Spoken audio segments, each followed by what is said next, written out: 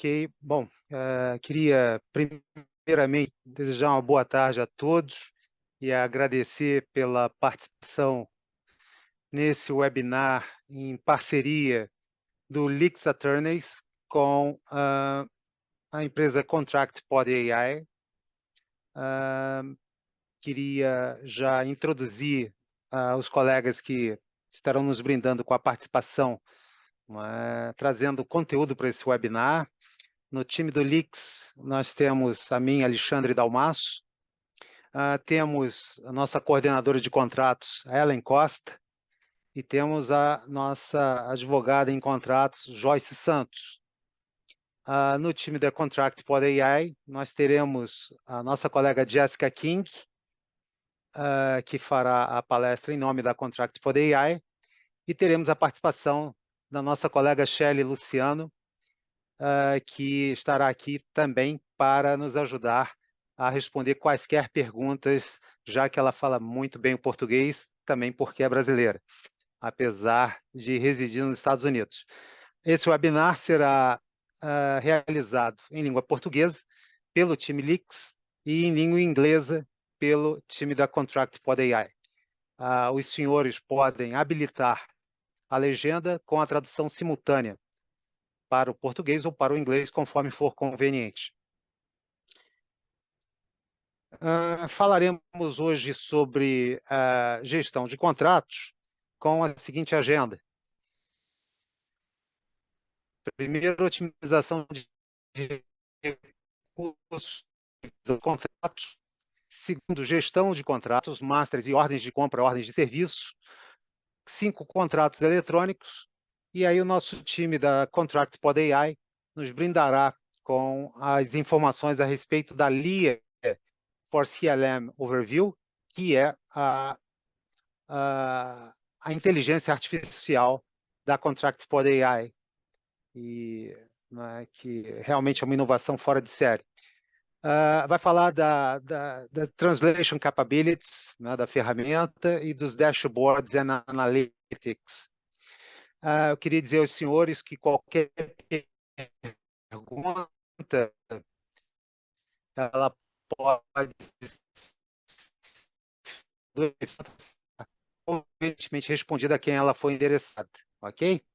Bom, iniciando o nosso webinar, vamos falar um pouquinho de otimização de recursos na revisão de contratos, que aconteceu há pouco tempo.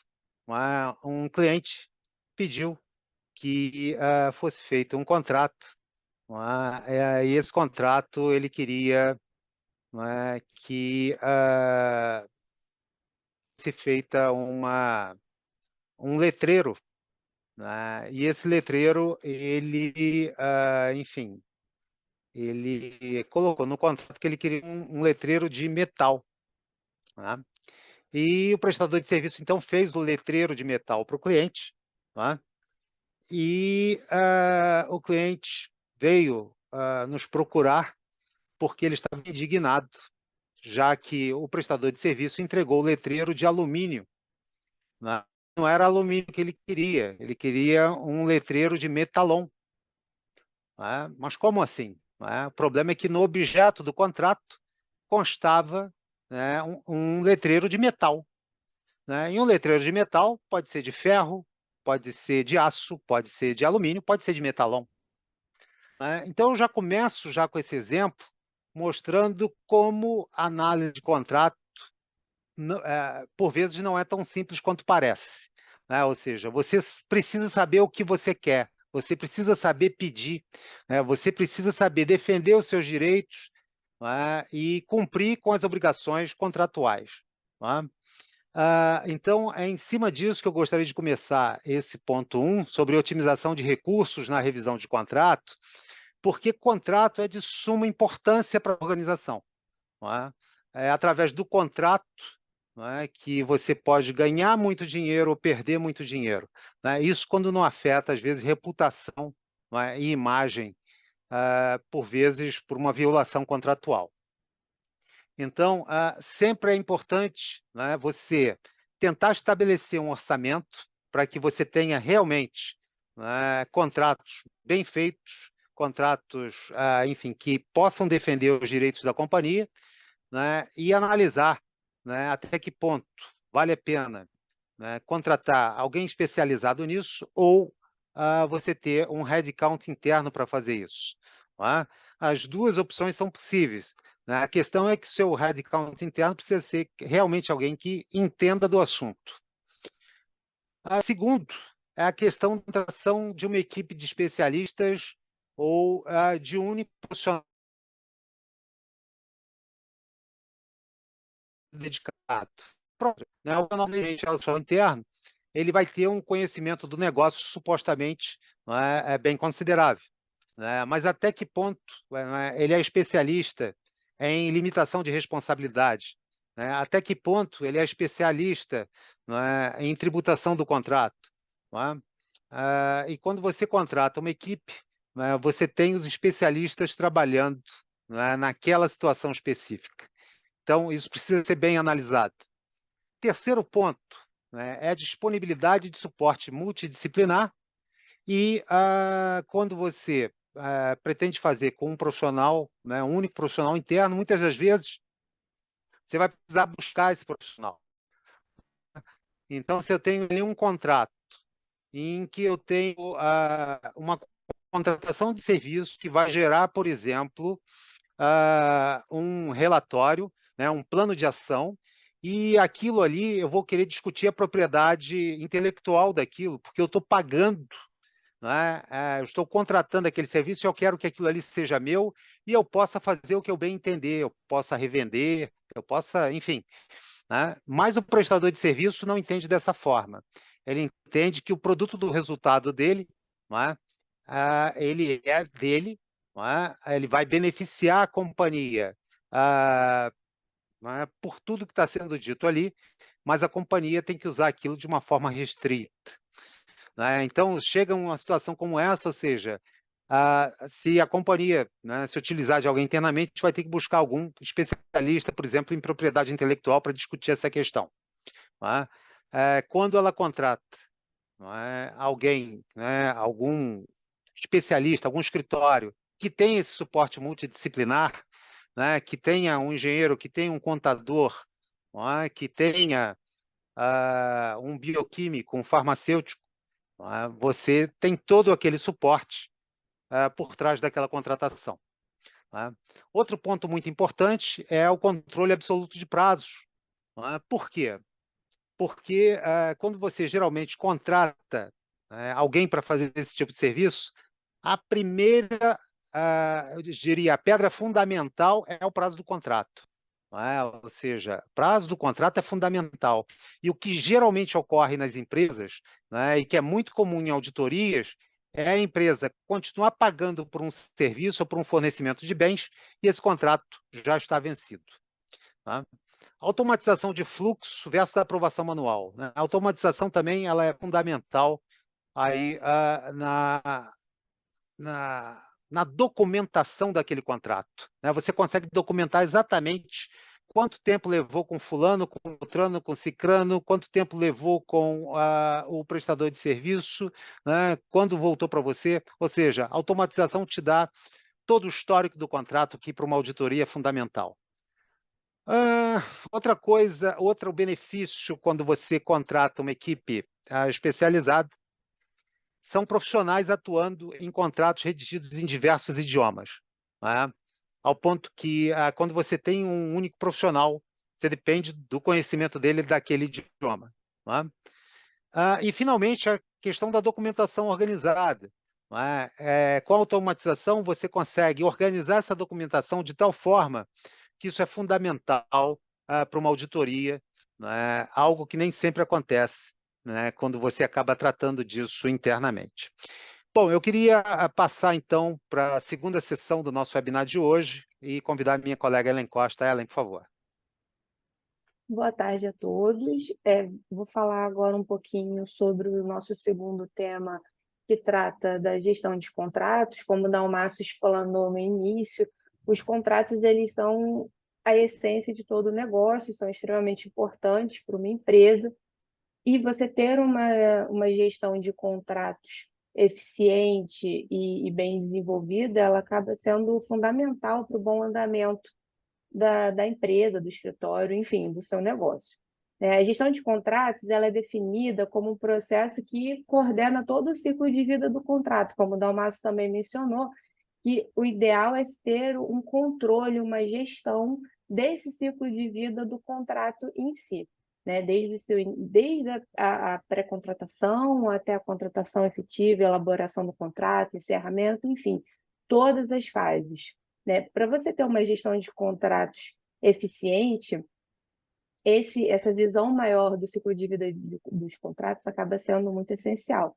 E dentre as vantagens dessa gestão eficiente que pode trazer para o seu negócio, nós temos, por exemplo, o fato de que ela auxilia o funcionamento dos negócios, porque você simplifica o funcionamento da empresa quando você estrutura as expectativas dos negócios e os mecanismos necessários para o seu cumprimento. Permite também analisar como esses objetivos organizacionais eles estão conversando com as necessidades da empresa, o desempenho dos negócios, né? A segunda vantagem que você teria seria a melhora na eficiência funcional, na eficiência funcional, né? Melhores técnicas de gestão envolvem o uso de diversos softwares e aplicativos, como temos aqui o nosso parceiro hoje, o ContractsPod AI, que vai falar um pouco sobre isso. A utilização dessas ferramentas, elas nos ajudam a automatizar o processo de gestão. E nesse passo, ao reduzir os esforços manuais, você melhora a eficiência dos negócios, porque você consegue ampliar a visualização do macro. E com essa redução do tempo gasto nesses esforços manuais, a equipe de contratos que faz essa gestão, ela consegue focar em aspectos mais estratégicos da gestão, como avaliar o desempenho do contrato, identificar áreas de melhoria, trabalhar em novas cláusulas específicas do negócio e demais aspectos. Outra vantagem seria minimizar os gastos do negócio, né? Você aumenta, uma gestão eficiente, ela traz um aumento da visibilidade dos gastos e melhora a transparência de onde exatamente o dinheiro da empresa está sendo alocado ou não. Essa maior visibilidade ajuda a reduzir os gastos não documentados. Uma quarta vantagem de uma gestão eficiente seria o aumento da visibilidade dos fornecedores, ou seja, essa maior transparência na gestão, você consegue ter uma ampla visão de quais fornecedores e aonde seu dinheiro está sendo alocado. Você rastreia melhor os fornecedores com quem o seu negócio está lidando. Você também tem uma melhoria na conformidade, uma gestão eficiente de contratos, ela traz essa melhoria perante ao compliance. Você ter um sistema de gestão de contratos que especifica termos e condições e implementa procedimentos específicos, ela melhora o nível de conformidade entre as partes. Então, é essencial para um negócio atualmente, né? Ultrapassando esse ponto, eu trouxe aqui para vocês uma ideia, né, de como realizar uma gestão mais eficiente para empresas, né, uma gestão de contratos mais eficiente. O primeiro ponto seria mapear o fluxo de trabalho de toda a empresa, sendo o objetivo aqui você ter uma visão geral de como os trabalhos são executados, como podem ser melhorados, quantas etapas são necessárias, enfim, todo o passo a passo. Segundo ponto seria identificar pontos críticos da gestão de todos os contratos. Nessa análise, você começa a identificar as inconsistências entre os setores e as melhores práticas. Com essa análise, você consegue, ao celebrar um novo contrato, desculpa, ao celebrar um novo contrato com um determinado fornecedor, você pode implementar um sistema mais padronizado para todas as áreas da sua empresa, nesse sentido. Um terceiro ponto seria propor um acompanhamento de datas importantes, como o Dalmacio explicou anteriormente. O ideal, a forma mais eficiente de se gerir contratos é você ter um acompanhamento completo do ciclo de vida do contrato, especialmente os prazos. Por meio desse acompanhamento de datas, relevantes, como data de pagamento, vencimento, prazos, enfim, você consegue potencializar o contrato, a prestação daquele serviço, que você consegue cobrar o seu fornecedor, né? Um quarto passo seria a colaboração da equipe, você trazer a equipe, não só da equipe de contratos, mas a equipe inteira do negócio para colaborar durante todo o ciclo de vida dos contratos, porque é por meio dessa colaboração e dessa comunicação entre o jurídico e as outras áreas da empresa que o contrato ele consegue produzir os melhores resultados desejados e com os menores riscos, né? A comunicação é a base de toda essa gestão eficiente. E, por fim, o nosso último ponto seria integrar as informações em um único sistema, porque quando você centraliza todas as informações e características em um único sistema, o jurídico tem muito mais liberdade e informação para fazer essa gestão com foco em resultados e melhor performance dos contratos, além das questões de conformidade, compliance e de LGPD. Temos também a questão da tecnologia e a gestão dos contratos, que puxa um pouco para essa questão da utilização de um único sistema. A tecnologia, como todos sabem, está presente hoje em dia em todo o trabalho de todo mundo e ela está aqui para ajudar a gente. Então, quanto mais tecnologia você aplica, mais você reduz o seu tempo com trabalhos manuais, como expostos anteriormente. Então, a ideia é utilizar essa tecnologia a nosso favor, até para desenvolver campos mais estratégicos, né? A partir do histórico, a gente guardar esse histórico da negociação, desenvolver um banco de cláusulas e ter uma gestão mais eficiente. Bom, vou passar a palavra aqui para minha colega Joyce, que vai tratar sobre o item 3 da nossa apresentação, que é sobre a política de contratos. Obrigada, Ellen. Uma boa tarde a todos. Eu sou a Joyce e eu vou falar para vocês agora sobre a política de contrato. A política de contratos ela é um importante documento elaborado pelas empresas para definir e estabelecer as diretrizes que a companhia vai adotar a lidar com contratos, ou seja, as regras do jogo. O exemplo disso é estabelecer um valor mínimo para contratos. O estabelecimento de um valor mínimo será para determinar quando haverá a necessidade de um contrato. Exemplo, eu posso estabelecer que para pequenas compras ou compras eventuais não haja a necessidade de um contrato. Porém, mesmo que não haja necessidade de um contrato, é necessário um documento, seja ele um e-mail, seja uma proposta comercial, preciso que seja por escrito, para que se tenha um registro disso tudo. Outra definição em política de contratos seria por prazo e também por forma de pagamento. Lembrando que os pagamentos só devem ser feitos após a realização dos serviços e a entrega dos bens. A empresa definirá todas essas regras. Com relação à definição de temas que necessitam de contratos, independentemente de valor, é importante que se faça, porque, independentemente do valor, dependendo da natureza do negócio, eu posso definir na política que só se pague um bem ou serviço via contrato. Pode ser um serviço de R$10 ou R$100.000. Isso vai garantir mais transparência ao negócio. Por exemplo, para pagamentos de profissionais de saúde, médicos, eu posso definir que só sejam pagas via contrato, mesmo que o valor desse contrato seja baixo, esse valor de serviço seja baixo. A escolha será por temas. A necessidade prévia de due diligence do terceiro e estabelecimento da vigência da due diligence é algo que toda companhia deveria adotar para definir com quem se está definitivamente negociando, interagindo. É importante salientar que o terceiro pode não ter as mesmas preocupações com integridade e ética que você e sua empresa adotem. Outro ponto é estabelecer o prazo de vigência da due diligence. Ela pode durar 1, 2, 3 anos. se ela vai durar o prazo do contrato. Quem estabelecerá isso será a política de contratos. Tem companhias, por exemplo, que estabelecem isso na política de interação com o terceiro. Outra parte importante é a determinação dos documentos a serem solicitados do terceiro anteriormente à assinatura do contrato. Geralmente se pede o contrato social ou o estatuto social, se a empresa for uma SA.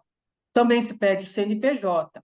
Se o signatário não constar no estatuto ou contrato social, pede-se uma procuração dele. Mas eu posso ter situações em que, por exemplo, uma empresa sofre um processo de fusão, cisão ou aquisição, e para eu fazer um aditivo, por exemplo, um aditivo contratual, eu preciso de um documento que comprove essa mudança societária. A utilização de templates, elas também facilitam muito o dia a dia das companhias, principalmente para os contratos mais usuais. Dependendo da área de atuação da companhia, ela pode ter contratos muito específicos, e a adoção de templates confere celeridade à atuação do jurídico de cada companhia.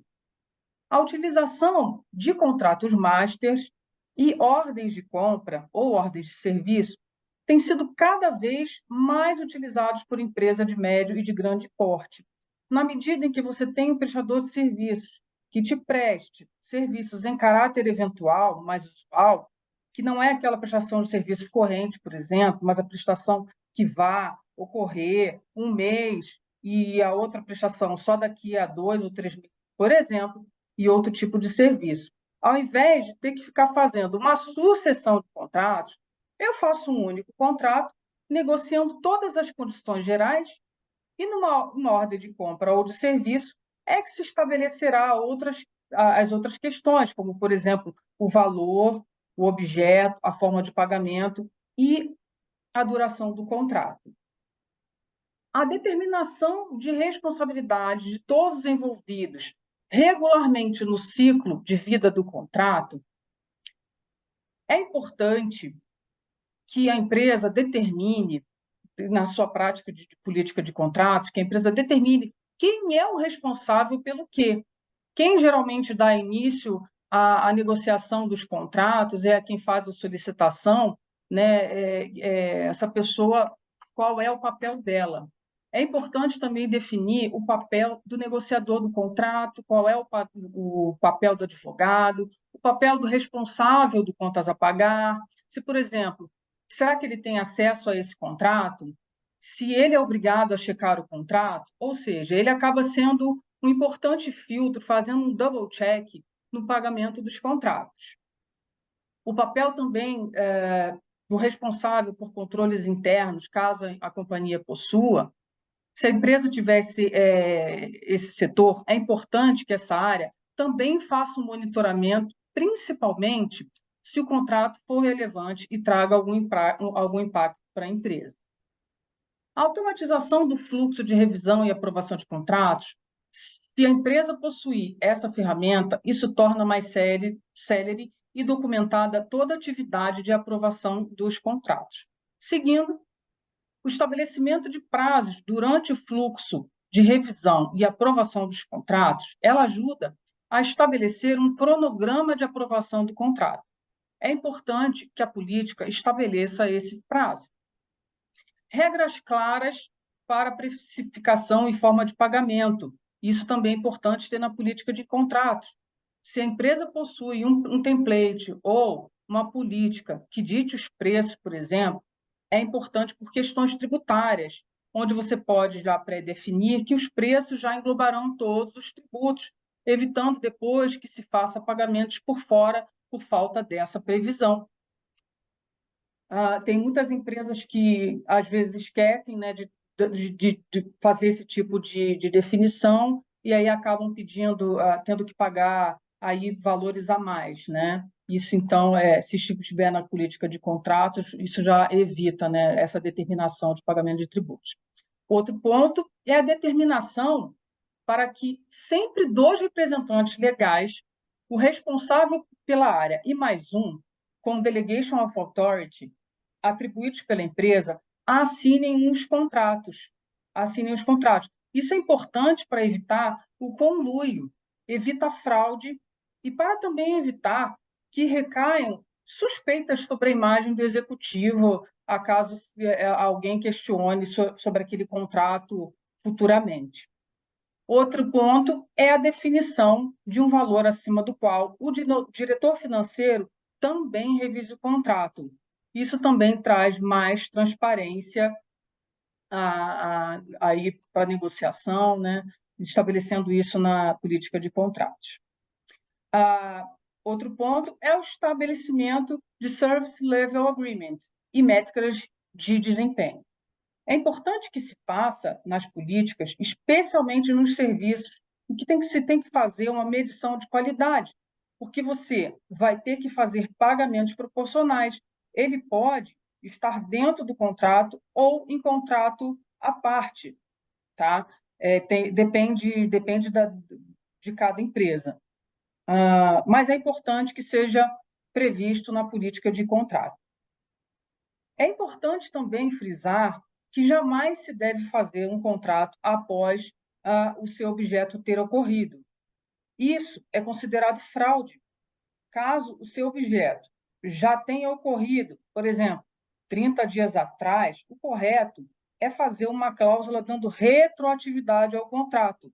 Esse também é um ponto muito importante para a auditoria, né? Então, às vezes, a pessoa esquece ali, olha, o serviço ocorreu 30 dias atrás, e aí, então, o que vamos fazer? Vamos fazer, então, um contrato com data de hoje, e aí esquece de dar uma retroatividade. Então, isso é um ponto que a auditoria pega de forma bem séria, tá? Por fim, todos os casos omissos. É importante que a política de contratos tenha uma seção endereçando para que todos os casos omissos estejam repassados para alguém dentro da organização.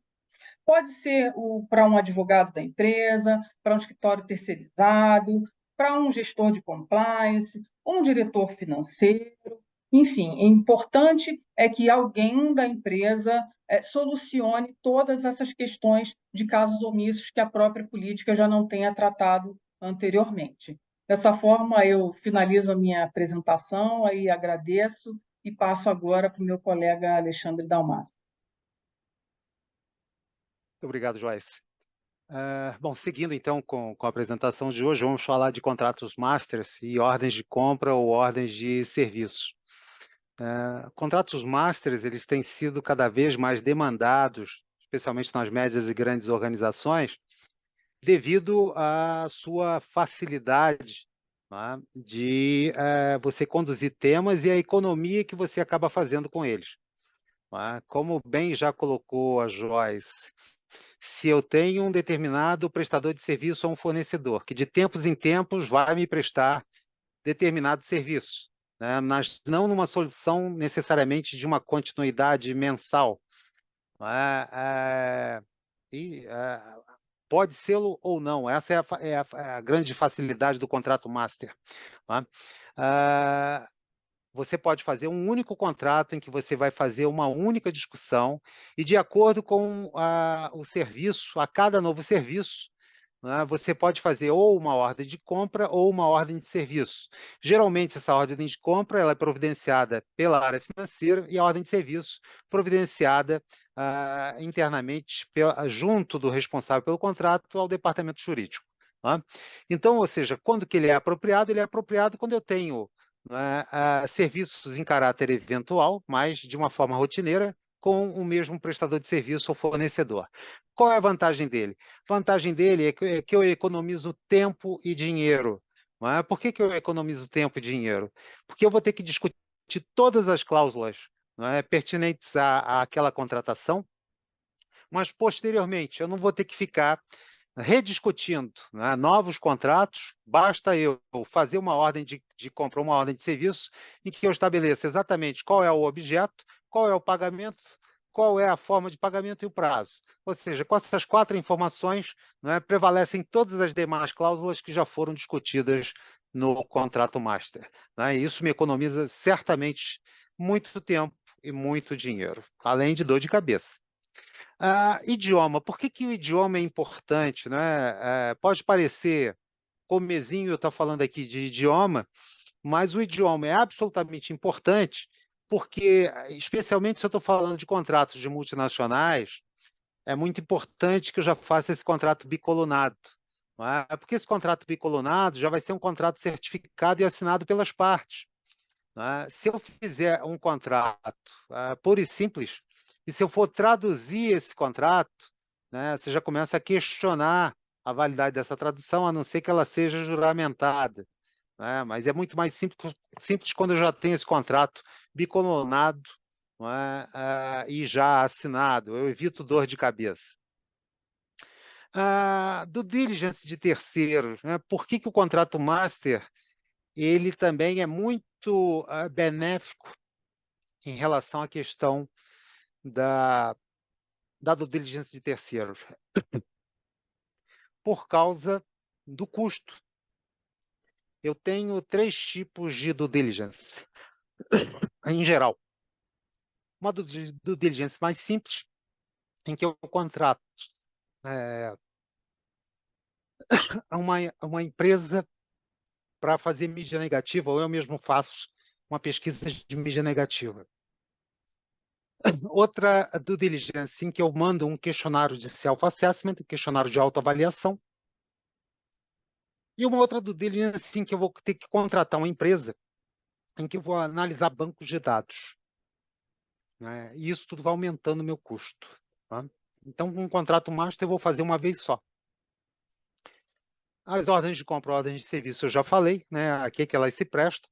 As garantias, dependendo muito do tipo de contrato, né? Ou eu vou ter uma garantia cambial do tipo hedge, ou eu vou ter uma garantia num contrato de empreitada, por exemplo, em que eu vou descontar um percentual do que eu estou pagando, não é? Para que esse percentual, então, possa garantir ali que a qualidade do trabalho seja entregue como eu espero, não é?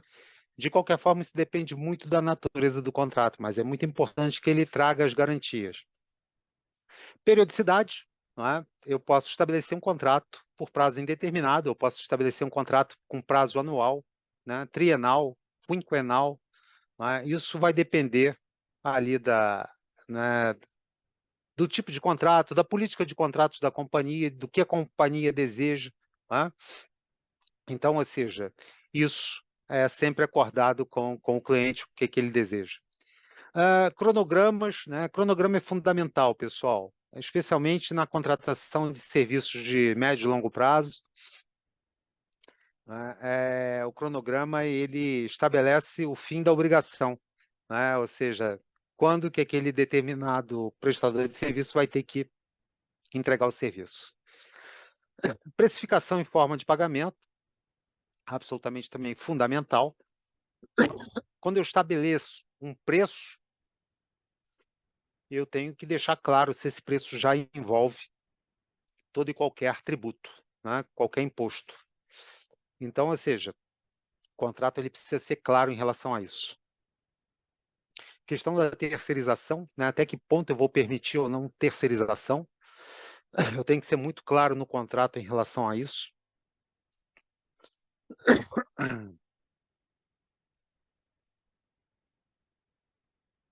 E eu queria então agora passar a palavra para minha colega Ellen Costa, que vai finalizar o ponto 5 do LIX, falando sobre contratos eletrônicos. E Ellen, por favor. Obrigada, Dalmaço. Bom, pessoal, vou passar rapidinho aqui falando sobre contratos eletrônicos. Como todos vocês já sabem, contratos eletrônicos eles estão presentes no nosso cotidiano há um tempo já. Digamos que teve um boom, especialmente no Brasil, por conta da pandemia, a necessidade de celebrar contratos de forma não presencial, então tivemos um boom desses contratos eletrônicos, dessa forma de contratação, né? No nosso ordenamento jurídico, não há regulamentação específica a respeito da forma de como os contratos eletrônicos têm que ser celebrados. Você não tem uma legislação específica sobre a forma da negociação, da estruturação do contrato, a forma da celebração. Enfim, o Código Civil não tem artigos específicos sobre o tema, assim como a doutrina também não. Há algum trabalho científico, mas não temos leis específicas sobre essa matéria. Então, o que nós temos hoje são os tribunais que têm atuado de forma, por assim dizer, legislativa, suprindo essa carência legislativa para poder garantir a eficácia e a validade jurídica desses contratos eletrônicos quando são questionados, né? Então, o que os tribunais têm demonstrado atualmente é o que eles têm entendido em suas decisões é que desde que o contrato eletrônico ele tenha observado as disposições do Código Civil e a teoria geral dos contratos, ele é válido juridicamente. Então, ele observando que as partes que estão celebrando o contrato são partes capazes, se o objeto é lícito e determinado ou determinável, e se a forma dele está estabelecida em lei de forma divergente ou não, observando esses 3 pontos estabelecidos no Código Civil, o contrato ele é considerado válido, até porque o próprio artigo 107 do Código Civil brasileiro, ele é claro em possibilitar qualquer forma de declaração de vontade, a não ser que a lei disponha de forma diversa. Então, todos os contratos eletrônicos, por mais que eles não tenham uma positivação, né, legislativa, eles são uma forma válida de se pactuar, né? Desde que observados esses princípios que são aplicados aos contratos físicos. Então, os tribunais têm entendido dessa forma, há uma segurança jurídica nisso. Então, não, nesse caso, um dos pontos que tem que ser observados é se não há uma formalidade específica para aquele tipo de contrato, né? Há alguns contratos que a legislação brasileira se exige uma particularidade, uma formalidade específica, uma solenidade específica, que o contrato eletrônico não abarca. Então, seria um contrato inválido. Mas, tirando esse quesito, observados os demais, o contrato ele é válido. O contrato eletrônico ele é válido. Sem falar que os tribunais já adotam muito, têm adotado muito a questão das provas em formato eletrônico também, como prints de WhatsApp, cadeias de e-mails, isso atualmente é muito utilizado, então, especialmente para se comprovar uma relação contratual que é dita inválida pelo motivo que seja por uma das partes. Bom, falando um pouquinho aqui de formas de manifestação da vontade, como eu disse anteriormente, o Código Civil ele possibilita qualquer tipo de manifestação da vontade, desde que lícita, obviamente, e para celebrar os contratos eletrônicos são utilizadas assinaturas eletrônicas ou por certificado digital, né, que é amplamente conhecido. Então, a assinatura digital ou eletrônica, ela tem uma diferença para a assinatura utilizada com certificado digital.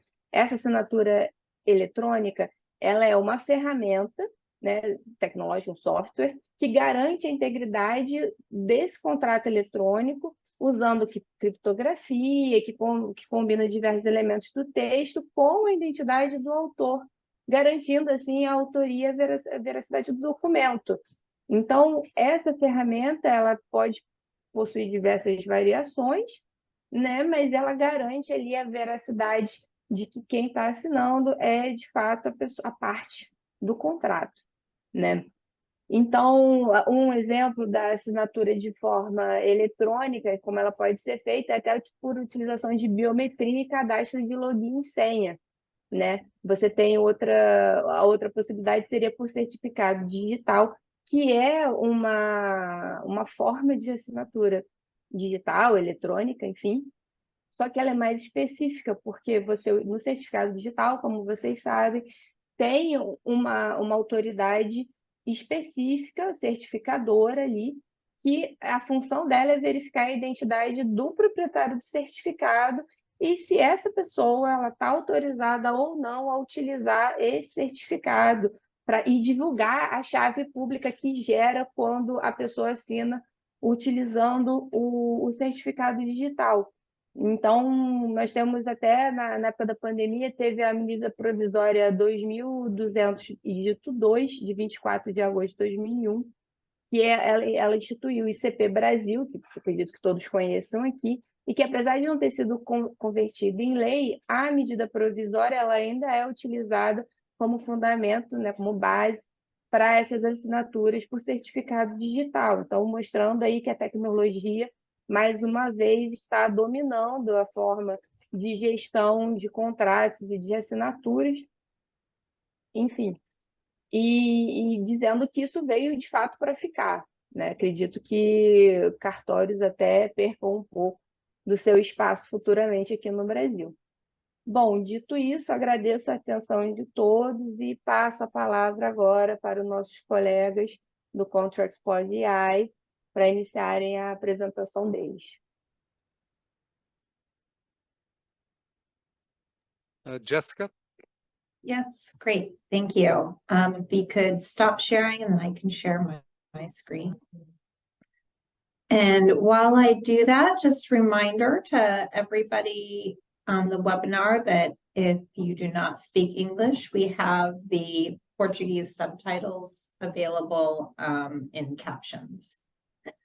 So, hi, I'm Jessica King from Contract Pod AI, and I am going to be walking you through our solution today, which hopefully will illustrate how technology supports throughout that process that the LIX team just expounded on for everybody.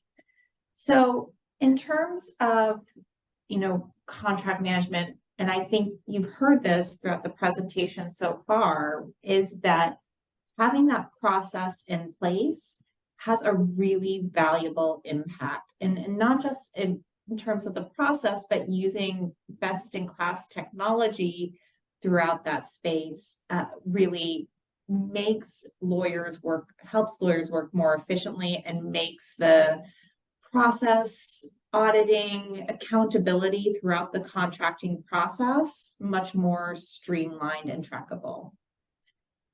And what we've done at Contract Pod AI is really leverage technology throughout that contracting process. So allowing you to see how you've negotiated contracts previously using AI recommendations in the contract review process, automating workflows using AI so that you can manage the approval process, designated authorities for signatures. So you can have all that automation backing up the process that you put in place. And so with that was just a quick introduction about us. I'm actually going to go and jump into the demo now. So I will walk through our system, and if you have any questions at the end, I'm happy to take them. So, like I said, Contract Pod AI really leverages technology throughout the contract review process. And indeed, we can do that right from the initial upload of a contract into the system. So if I drag and drop a contract over here, what we're going to do is, one, we're going to upload that contract so it becomes fully searchable in the system. You can easily find it. But then two, we're actually using AI to build the profile for that document. So what's the contract type? Who are the parties? Other key data in that contract, we can use AI to extract and tag to the contract so that one, we can filter by those aspects in the system, but then two, we can actually use that information to drive recommendations for the contract as well. And then at the end, that's what we're going to do. We're going to use that AI to prepare the recommendations for that contract. So it takes just a moment to run over. So I have one that I ran a little bit earlier. And so what that looks like in terms of leveraging what you've done previously, when you have a number of contracts in the system, you can start to gain insights from those contracts. So here you can see we have a workflow tied to this. We can see which workflow stage we're in. So we're in a negotiation stage. We can see how long we've been there. But also we can go in and see, you know, for this contract type, we've negotiated with this party before, and we can show you what's our average time to sign with this party. How many versions are we passing back and forth with this party? So we can then start to help you set expectations around how this negotiation process is going to go. And then we can use generative AI to create an executive summary of this contract. And this can be set up, you know, specific to the contract type, specific to your needs. So you see that summary of terms that's relevant for you. And then from here, we can actually go and view the AI recommendations in this contract. So here I am, I've opened this contract up in Word, and we have a number of tools that are available to us to review this contract. So one, we can review this contract against preferred language. So for example, if you have a playbook, or if it's set up a playbook for you, we can go through and show you how well the terms in this uploaded contract match up with your preferred language. So here you can see we have some that pose low risk, but there's a termination clause here that poses high risk. We can jump down to that termination clause. We can see our preferred language and fallback language as well. So we can have these options to use when negotiating the contract. Now, alternatively, you might want to just see how you've negotiated with this party before, and we can also show you that information as well. So in this case, we can go and I think of it as in tiers of reviews. That first tier of review might be that playbook gold standard language that you have set up. Now, that second tier of review might be, how have I negotiated with this party before? And here you can see we have an indemnification clause that we've negotiated with this party before, and it has a 100% acceptance rate. So we know that we can make that change, and it's not going to impact our negotiation timeline. Now, that next tier of review could be, maybe there's language I haven't negotiated with this party before, but I have with other parties. So then we can show you how you've negotiated with those other parties, and again, what those acceptance rates are. So this one only has a 33% acceptance rate. Maybe this is a contract we want to try and get done quickly, so we don't want to make this change because it introduces, you know, a risk that it won't be accepted. And then lastly, if you don't have any precedent clauses or playbook language to leverage in the contract review process, we can actually use AI generated recommendations. And we can set up these recommendations to show different positions, such as a boilerplate language, which would just be kind of standard, or maybe a balanced option, or a favorable option, along with guidance why you might want to choose one of these options over the other. And so this is really how we're leveraging AI in this contract review process. Lastly, anywhere in the contract, you can highlight language and just give us a prompt and say, I want to rewrite this clause to reduce liability exposure or to increase favorability. And it will rewrite that clause in a very kind of targeted way to make it more in line with that prompt. Now, in addition to our AI-assisted redlining and review, we also have AI-generated translation capabilities.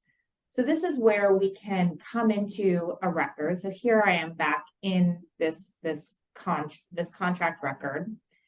And this is our record details page. If you think about what we were talking about earlier around process and guardrails in that contract review process, we can this is where we see all that information that we're saving here. So this is that workflow that we've set up for this contract type. We can have in either manual or automated approvals based on, you know, different aspects of that contract. But additionally, in this actions menu, I have my translation functionality here where I can go and select the draft that I want to translate. So here I can see my document. I can select the language I want to translate it into. So for example, I can translate this into Portuguese. And then I can select how I want that output. If I select Word, I can click translate, and we're going to use an AI translation tool that's really a contextual translation. So it's not going to do a word for word translation like Google. Instead, it will translate the concepts that in the document, which gives us a much more accurate and legal appropriate translation. So here you can see I have my translation that I just did, along with one that I did a little bit earlier. And then as that output, I will have my Portuguese document, Portuguese draft contract, which let me bring over. There we go. So here is our Portuguese version of that same contract. So in just a few minutes, it can really help with that cross-border contracting because as I like to describe it, it will let you understand what's in the contract very well, but you should get somebody to do an official translation before you sign anything or submit it to court, which is the case with all AI translation tools. So the last thing I wanted to discuss at a high level was reporting, because in using a system like this, we're capturing a lot of data throughout the entire process. And that lets us really easily visualize how your contracting process is going and gain insights on that. So we have a number of dashboards built into our system that let us see that data and take action on it. So here, for example, in our legal ops dashboard, we have information on what is, your operation efficiency, both yours, and we can show you, excuse me, anonymized and aggregated cohort data as well, so you can see how you stack up against like companies. We were also talking about, showing you how long you're taking from start to finish in your contracting. And we can really break that down even further around showing you how long you're spending in your different workflow stages. So in our contract efficiency dashboard, that really lets you see for those workflows that you set up, what is your average time spending in your different workflow stages. So we're in an awaiting signature stage for an average of 8 days. We can maybe try and automate that process so that we can shorten that period down. And then as well, giving you that view of contracts that represent some leakage, right? So how long, maybe contracts that are up for expiration. So we can see information on upcoming renewals or expirations right here. How many contracts they are, what value they represent. So giving you that high level data that lets you stay on top of what you need to take action on. One last kind of item I want to note is that we also have different UIs available. So for our global users, we can have different user interfaces, such as Portuguese if we need to. Sadly, I do not speak Portuguese, so I did not do my demo in Portuguese. But at a high level, that's really what I wanted to cover today. I think you've seen throughout the presentation today that the business case for contract management really speaks for itself, because even the seemingly small percentage points that you would gain through using a contract management system actually turns into high dollar value, far outweighing the cost of an actual contract management system. And with that, I will turn it back to you, Alexandra. Ok, Jéssica, muito obrigado. Acho que foram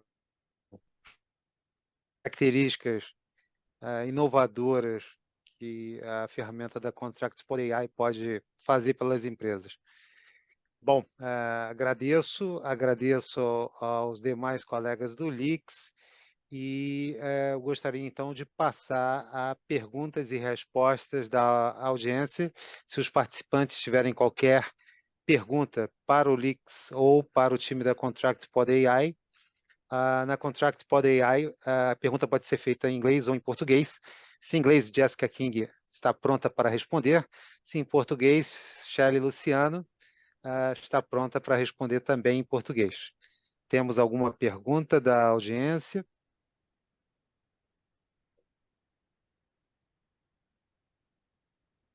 Ok. Se não houver nenhuma pergunta da audiência, eu já gostaria de confirmar que todos os participantes receberão uma mensagem nossa com a apresentação, com os dados de contato da Contract Pod AI e com os dados de contatos do LIX Attorneys. Gostaríamos de aproveitar e agradecer a todos pela participação. Quaisquer perguntas posteriores poderão ser endereçadas tanto à Contract Pod AI diretamente, quanto ao LIX também diretamente. Uma última pergunta, uma última indagação, se há alguma pergunta a ser feita para qualquer um dos palestrantes. Ok. Bom, sendo assim, dou por encerrado então o nosso webinar de hoje, agradecendo a participação de todos, agradecendo a participação de Jessica King, de Shelley Luciano, Helen Costa, Joyce Santos e a todo o time de suporte que proporcionou esse evento. Muito obrigado a todos e uma excelente tarde. Obrigado. Obrigada, pessoal. Boa tarde.